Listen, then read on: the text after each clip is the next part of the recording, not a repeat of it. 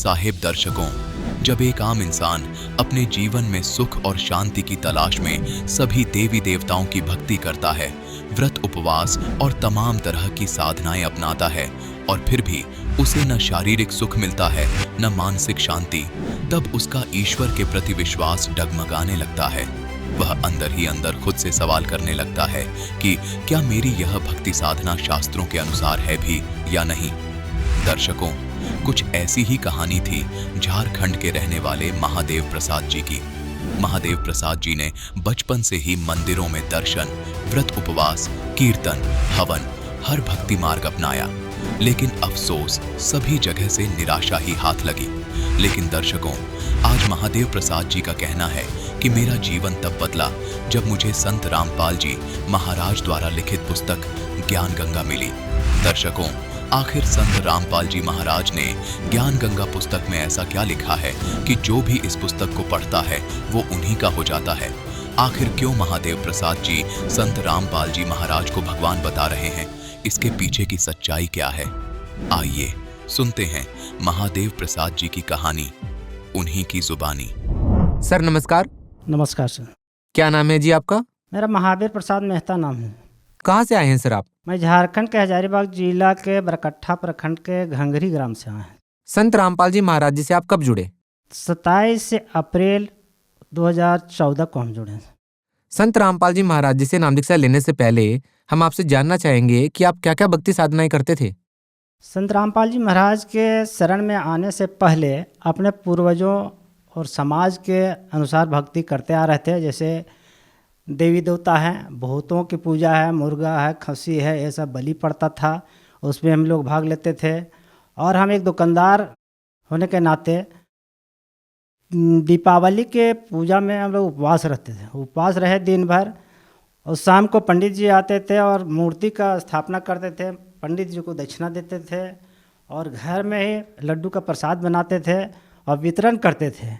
और वही मूर्ति और अन्य देवता जैसे गणेश, लक्ष्मी, उसके बगल में राम, कृष्ण, ये सब का मूर्ति नहीं फोटो रखते थे।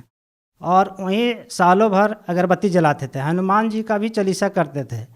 बगल में दुर्गा पूजा का स्थान है, दुर्गा मंदिर, वहाँ 10वीं के दिन ये हम लोग हवन यज्ञ करते हैं। वह हवन यज्ञ में भाग लेते थे। सामने शिव मंदिर है, शिव मंदिर में जाते थे शिवरात्रि पूजा करने के लिए।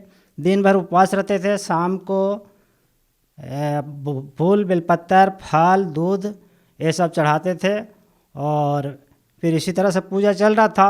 और फिर वैष्णो देवी गए, पूरब में काली घाट गए और दक्षिण में बालाजी, तिरुपति, बहुत से मंदिरों में हमने पूजा की। पश्चिम में स्वर्ण मंदिर गए। सब ये सब पूजा हम लोग करते करते मैंने ये उम्र बीत गया। 60 साल का उम्र लगभग बेसी हो गया है। यही सब करते रहते थे। संत रामपाल जी महाराज जी से आप कब जुड़े? संत रामपाल जी महाराज के शरण में ज्ञान गंगा पुस्तक मिलने से आया। हमारे बगल के एक लड़का ज्ञान गंगा लेते आ रहा था। हमने देखा तो कि हमको इसको लाओ, हम पढ़ के दे देंगे। वो हमको दे दिया और उनको पढ़ने लगे तो लगा कि ये टीवी पर भी आ रहा है चैनल इनका, तो टीवी पर भी देखने लगे। तो लगा कि सत्य ज्ञान बता रहे हैं। और पहले हम अन्य संतों का सुनते थे, देवकी नंदन का सुनते थे और सबका सुनते थे। तो उससे इनका ज्ञान जब सुनने लगे, शास्त्र के अनुसार बताने लगे, तो हमारे यहाँ गीता थी तो गीता से मिलान करने लगे। ठीक है कि सत्य बात ये तो बता रहे हैं। फिर इंटरव्यू इनका भी सुने, इनका भगत का, और किताबें भी मिलाया तो देखें सत्य है। तो हमने सोचा कि दिल्ली तरफ इनका आश्रम है, जाना चाहिए। तो दिल्ली तरफ तो हमको देखा हुआ नहीं था, लेकिन रिलेशन दिल्ली में रहते थे। तो उनको फ़ोन किए तो बोले आ जाओ, भेज देंगे, हरियाणा नज़दीक के हैं। तो हमने दिल्ली चल गया। और दिल्ली चल गया तो वो अपना गाड़ी से, कंपनी के गाड़ी से बरवाला भेज दिए। और भेज दिए तो वहाँ देखे अंदर में जा कर के बहुत चहल पहल थी और सब नामदान ले रहे थे। बहुत से भगत बैठ कर के नामदान भर रहे थे, नामदान ले रहे थे। हमने लिस्ट देखा, वहाँ आपका प्लेट लिखा हुआ क्या क्या हमको ये मांस नहीं खाना है और ये सब भक्ति मालिक का करना है, ये सब हम देखे तो हम सोचे ये सत्य ज्ञान है, इसमें नाम लेना था और तुरंत नाम ले लिए। संत रामपाल जी महाराज जी से नाम दीक्षा लेने से पहले हम आपसे जानना चाहेंगे कि आप क्या क्या भक्ति साधनाएं करते थे। तत्दर्शी संत मिल गए हैं तो लाभ का तो अपार हमको मैंने मिल गया। पहले का जो कठिनाई था सब दूर हो गया और अब जो है सो आनंद का जीवन मिला और सत्य भक्ति मिला। जो हमारा मार्ग, मनुष्य का मार्ग जो रहना चाहिए वो मिल गया। जैसे बचपन में हम पढ़ते थे उस समय बच्चों के साथ हम लोग बोला बोली करते थे कि परमात्मा मिल जाएंगे, भगवान मिल जाएंगे तो क्या मांगोगे। तो बोलते थे कि नहीं मोक्ष मांगे। मोक्ष मतलब जानते नहीं थे कुछ, न भगवान के बारे में जानते थे, लेकिन ऐसा बोलते थे। लेकिन मालिक का ऐसा दया हुआ कि परमात्मा हमको मिल गए और परमात्मा मिलने के बाद दुकान में जो बरकत हुआ वो और अरणीय है। जैसे हमारी पत्नी का किडनी में पथरी हो जाता था। 1998 में उनका किडनी का ऑपरेशन करवाए, काफ़ी पैसा लगा। फिर दवा खिलाते खिलाते रहते थे, फिर हो जाता था। फिर 2010 में किडनी फिर हो गया पथरी, तो 2010 में तोड़वाएँ तो किडनी पर असर पड़ गया। किडनी पर जब असर पड़ गया तो किडनी वाला डॉक्टर के पास गए। डॉक्टर वो बोला कि नहीं किडनी डैमेज हो रहा है, जाओ भिलोर जाओ। तो भिलोर हम लोग चल गए और भिलोर से चेक करवाए तो बोला किडनी दोनों फेल हो चुका है, इनको किडनी ट्रांसफ़र करवाने के लिए 8 लाख रुपया लगा। मेरे पास तो पैसा था नहीं।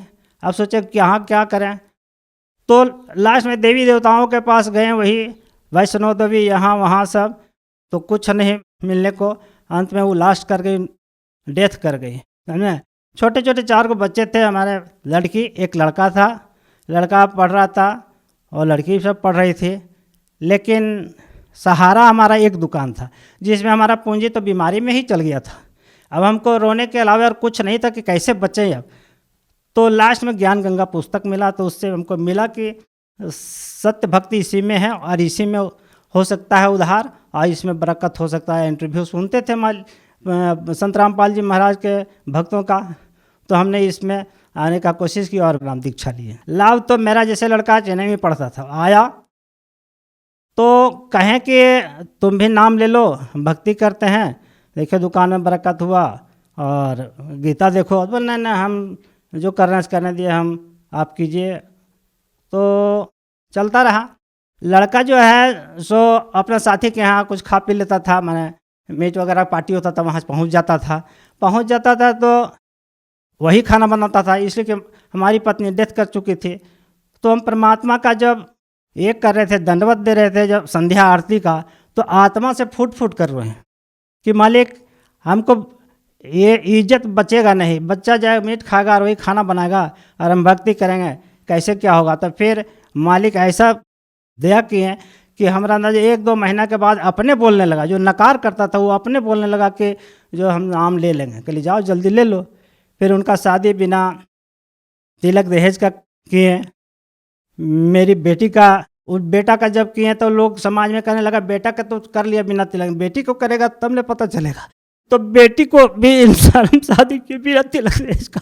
अब ऐसा भगत मिले जो कि कभी रेटो नहीं करता है, अच्छा से चला रहा। और जो पहले हम शादी किए थे जगत में, उसको 2001 में किए थे और 2007 में उसको बसा पाया था और उसको बहुत क्रश किया। उसके बाद उसको केस लड़ना पड़ा, उसके बाद अभी वो बसा हुआ। अभी संत रामपाल जी महाराज को जब हम हृदय से पुकार के तो सभी बाल बच्चा हमारा नाम ले लिया और सतभक्ति कर रहा है। हम लोग अभी आनंद से जी दुकान में बरकत हो गया।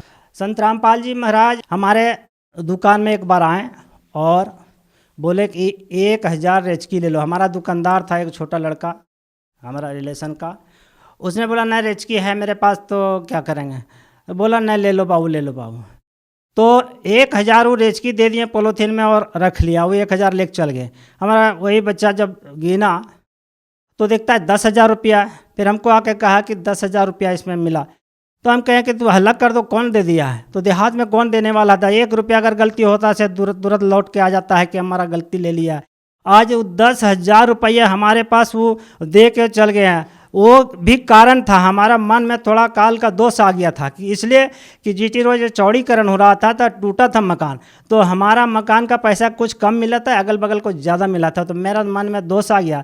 तो मालिक जो है सो उसका पूर्ति करने के लिए अपने परमात्मा संत रामपाल जी महाराज आए और ये पैसा दे के गए, और इस तरह से अनेकों लाभ हमको होते गया है और अभी आनंद से जी रहे हैं। एक बार सर जी हमारे घर में पहले भक्ति नहीं करने के पहले साइकिल भी नहीं था, तो हम लड़का से कहे कि एक मोटरसाइकिल ले लो बाबू, स्कूटी ले लो। तो उसने बोला पैसा हाँ ना पापा, क्या करम है, कैसे लेगा। तो हम कहे ले लो। तो लेने गए तो किसी तरह 2-3 दिन का बिक्री का ले लिए हम, ले लिए। उसके बाद घर आए तो जो दुकानदार था वो बोला 60,000 रुपया आज आ गया है दुकान में। हम कहे 60,000, 5-7 हज़ार 10,000 बिक्री हो तो 60,000 कहाँ से आ गया। और उसी दिन मोटरसाइकिल लेकर आए थे, आप देखे 60,000 को वहाँ मोटरसाइकिल लिया और 60,000 दुकान में आ गया था। ये सब बहुत तरह से लाभ हुआ। और अब हमको आध्यात्मिक ज्ञान ये हुआ कि हम परमात्मा के शरण में संत रामपाल जी महाराज के शरण में जुड़े, तो हमको ये पता चला कि अब मनुष्य के क्या कर्तव्य होना चाहिए और क्या हमको कहाँ गलतान जीवन जी रहे थे, पशु बन करके बहुत पूजा कर कर अब परमात्मा को हम प्राप्ति किए। और ये पूरा दृढ़ हो गया है कि अब सतलोक परमात्मा ले ही जाएंगे, बस मर्यादा में हम लोग का रहना है। अब पूरा संसार आ रहे हैं और आवेंगे। परमात्मा जो है संत रामपाल जी महाराज को गलत नहीं, वो जो है सो सही दृष्टि से अपना शास्त्र के अनुसार भक्ति करवा रहे हैं और सब भगत आ रहे हैं और पूरा दुनिया भी आवेगा। जो भी जिसका कष्ट है उनको आना चाहिए बिना निसंकोच से। तत्वर्षी संत एक ही संत रामपाल जी महाराज है। गीता अध्याय 4 के श्लोक 34 में लिखा हुआ है, सफा लिखा हुआ है उसमें कि तत्वर्षी संत ही के पास जाओ। अर्जुन को कह रहे हैं कि तत्वर्षी संत के शरण में जाने के बाद ही गति होगा। सर, भगत समाज को आप क्या संदेश देना चाहेंगे? भगत समाज को पूर्ण परमात्मा ही संदेश दे रहे हैं, रोज टीवी पर उनका आ रहा है। संत रामपाल जी महाराज खोल खोल के किताब से बता रहे हैं कि तत्वर्षी संत के शरण में जाने से ही मुक्ति होगा और मनुष्य शरीर मिला है मुक्ति पाने के लिए। संत रामपाल जी महाराज बताएं तो गीता जी भी देखें कि उसमें लिखा हुआ है कि पूर्ण संत अगर मिल जाए मनुष्य को तो मुक्ति संभव है। और ये कलयुग में ये संत रामपाल जी महाराज ये एक संत हैं जो सही भक्ति बता रहे हैं, सत्य भक्ति बता रहे हैं। झारखंड के जो लोग हैं वो यदि संत रामपाल जी महाराज से नाम दीक्षा लेना चाहें तो वो उनसे नाम दीक्षा कैसे ले सकते हैं? संत रामपाल जी महाराज का सत्संग विभिन्न चैनलों पर अभी आ रहा है और सोशल मीडिया पर भी उनका आ रहा है। उसमें नीचे पट्टी में लिखा हुआ है कॉन्टैक्ट नंबर, उसमें आप संपर्क कर सकते हैं। जी बहुत बहुत धन्यवाद। धन्यवाद।